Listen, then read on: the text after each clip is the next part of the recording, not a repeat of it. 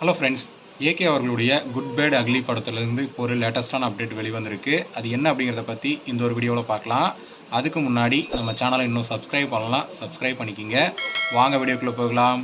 விடாமுயற்சி படத்தை தொடர்ந்து ஏகே அவர்கள் பார்த்தீங்கன்னா அடுத்ததாக ஆதிக் ரவிச்சந்திரன் அவர்களோட டைரக்ஷனில் குட் பேட் அக்லி படத்தில் நடிக்க போகிறாரு. இந்த படத்தோட ஷூட்டிங் ஜூன் மந்த்லேருந்து ஸ்டார்ட் ஆக போகுது. இந்த நிலையில் இந்த படத்தில் யார் யாரெல்லாம் நடிக்க போகிறாங்க அப்படிங்கிற அப்டேட் பார்த்தீங்கன்னா அப்பப்போ வெளிவந்துட்டு இருக்கு.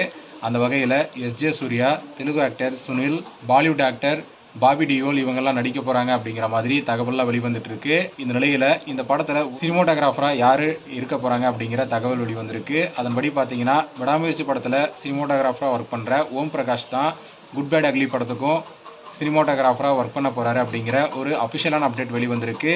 இந்த ஒரு விஷயத்தை பார்த்தீங்கன்னா ஓம் பிரகாஷ் அவர்கள் அவருடைய இன்ஸ்டாகிராம் பேஜில் ஷேர் பண்ணியிருக்காரு.